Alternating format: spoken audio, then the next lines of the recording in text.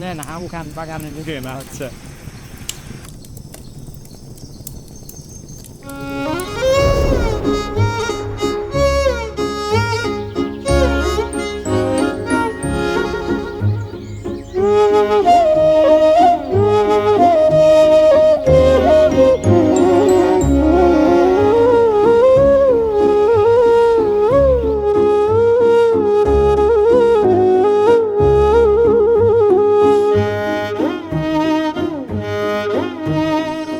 কখনো কি মনে হয়েছে যে আম চাষ আর করবেন না?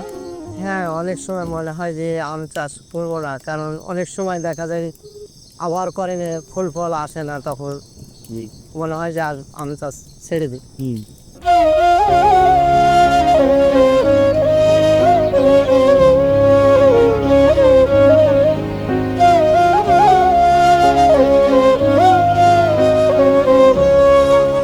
আপনার বাগানের প্রথম গাছটা কে লাগিয়েছিল? আমার বাগানের প্রথম গাছটা আমার বাবা লাগিয়েছে।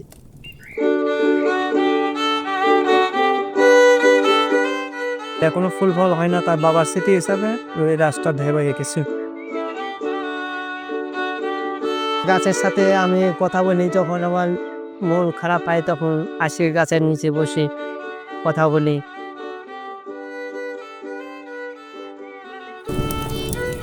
কি দেখলে বুঝলেন যে আমটা পেকে গেছে? আম যখন ছোট থেকে বড় হয় তখন সবুজ থাকে, যখন পাকার সময় হয় তখন গ্রামে আমের সমস্ত খোসাটা হলুদ হয়ে যায়, তখন আমরা বুঝি যে আমটা পেকে গেছে বা পাকার উপযুক্ত হয়েছে, তখন আমরা সেগুলো পেড়ে বাজারজাত করি।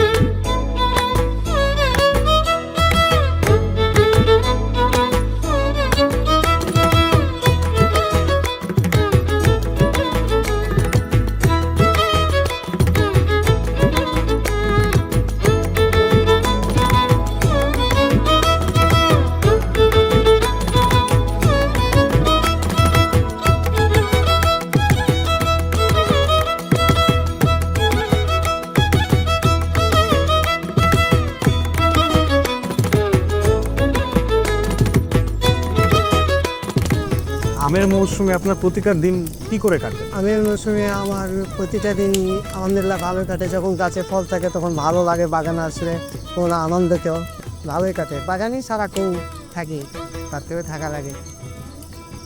যদি কখনো প্রিয় মানুষটার নামে আমের নাম রাখা হয় তাহলে কার নামে রাখে?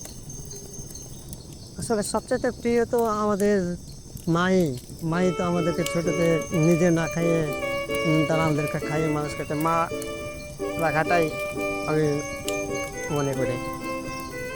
আপনার জীবন সম্পর্কে আপনি মানুষকে কি জানাতে চান?